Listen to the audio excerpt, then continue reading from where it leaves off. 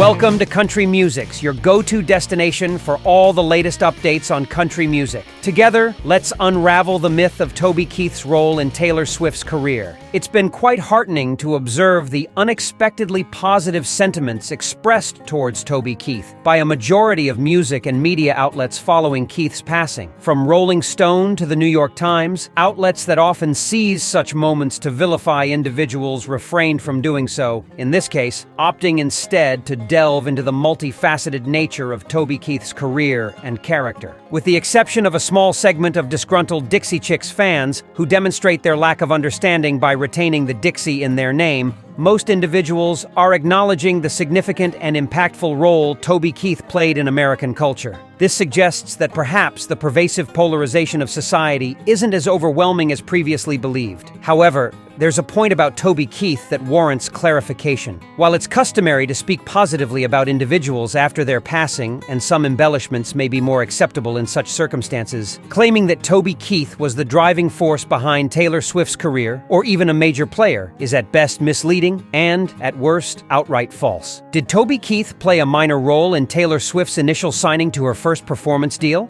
Yes. As the financial backer who assisted Big Machine Records president Scott Borchetta in launching the label, Keith played a part in that process. However, did Toby Keith discover Taylor Swift? No. Did he nurture, mentor, or guide Taylor Swift's career? No. Was he involved in her music's creation in any capacity? No. Did he sign her to his label? Not exactly. In essence, Keith merely acted as a financial facilitator who helped kickstart the Big Machine label, where Swift would eventually begin her meteoric rise. The misconception that Toby Keith propelled Taylor Swift's career likely stems from a viral clip from a 2005 Channel 4 WSMV news story featuring a 15-year-old Swift singing and discussing her career aspirations. The relevant part of the feature begins. She came to Nashville last year writing her own songs, singing them. Taylor Swift came to Nashville last year writing her own songs, singing them, and hoping someone would like them. Toby Keith did, so much so that he just signed her to his new record label. That makes them partners. However, it's worth noting that it's the reporter who attributes Swift's success to Toby Keith, not Swift herself. You're in the room with him and you can feel it. There's a power there and you're just like, oh my God. So I don't think I'll ever get to a point where I won't see him and be like, oh my God, that's Toby Keith.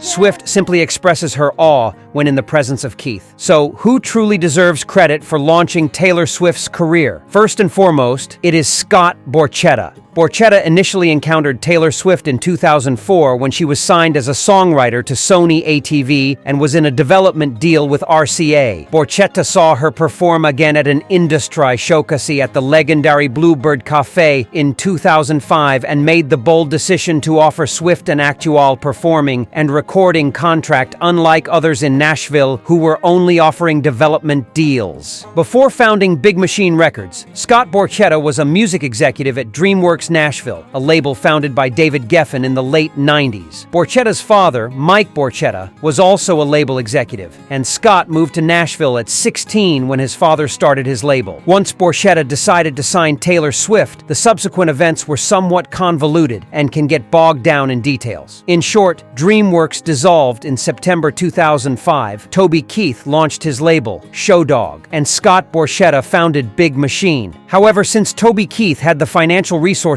due to his string of major hits at the time, he provided the initial funding for Big Machine, and initially, Big Machine operated as an imprint or subsidiary of Show Dog. Big Machine and Show Dog officially separated in 2006, shortly after the release of Swift's debut single, Tim McGraw. However, Toby Keith retained his stake in the company as an investor. Although the exact extent of Keith's continued investment in Big Machine is unknown, it was substantial. Additionally, Taylor Swift's father invested a modest $120,000 in Big Machine for a 3% stake in the company, leading to the misconception that Swift's career was bought. In summary, Toby Keith simply served as a behind-the-scenes financial investor who helped establish Big Machine Records. His direct or indirect involvement in Taylor Swift's career and development was minimal. In fact, by asserting his financial stake in Big Machine, Keith, and indirectly Taylor Swift and Scott Borchetta, were obliged to pay him well beyond any active involvement, which may have led to some animosity. "Toby's a really smart businessman," Borchetta once remarked. Keith's continued investment in Big Machine ensured he remained atop the Forbes list of highest-paid country entertainers long after his chart-topping hits had ceased. As noted in Toby Keith's obituary by Saving Country Music, his significance as a businessman in country music cannot be overstated. Two other individuals who also deserve significant credit for Taylor Swift's rise are songwriter Liz Rose and producer-musician Nathan Chapman. Like Borchetta, both believed in Swift when nobody else did and invested significant time in her career. Rose met with Swift daily after school to refine her songs, though Rose maintains they were always Swift's ideas. Chapman served as Swift's one-man band, recording demos and eventually her full songs almost entirely by himself.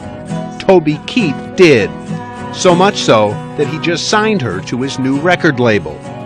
That makes them partners. The reason the now viral local news segment about Taylor Swift and Toby Keith likely singled out Toby Keith is that in 2005, Keith was one of the biggest names in country music, while few knew who Scott Borchetta, Liz Rose, or Nathan Chapman were. However, these three individuals deserve the lion's share of credit for Taylor Swift's success. Unfortunately, news stories linking Toby Keith to Taylor Swift's success are now prevalent on the internet. Some have used this growing misconception to criticize Swift for not acknowledging the passing of her once crucial partner. Journalist and political commentator Matt Couch criticized Swift on Twitter, stating, "Going to be interesting to see what Swift says about Toby Keith. Without Toby Keith, there wouldn't be a Taylor Swift. Toby signed her to his record label and gave her her start. However, it's challenging to defend this portrayal." Country artist and political commentator John Rich also weighed in, asking, "When is Taylor Swift going to share some words about Toby Keith? The man who discovered her, got her the first record deal? Taylor, where are you today?" Yet again, Toby Keith did not discover Taylor Swift. This is how mischaracterizations in media stories can snowball into significant misconceptions. Perhaps Taylor Swift should address this, or maybe not. Let's not entirely dismiss Toby Keith's minor role in Taylor Swift's rise. He did play a small part, but it doesn't justify the headlines and characterizations seen online, nor the backlash directed at Taylor Swift. Ultimately, it was Taylor Swift's ambition and her songs that propelled her to superstardom. What are your thoughts on the role Toby Keith played in Taylor Swift's career? Do you agree with the analysis presented in this video, or do you have a different perspective? Let me know in the comments below. Your insights and opinions are valuable. Thank you all for tuning in today. I hope you found this discussion insightful and thought-provoking. Remember to share your thoughts in the comments below. Always enjoy hearing from you. If you enjoyed this video, don't forget to give it a thumbs up and subscribe for more content like this. Until next time, take care and stay tuned. Goodbye.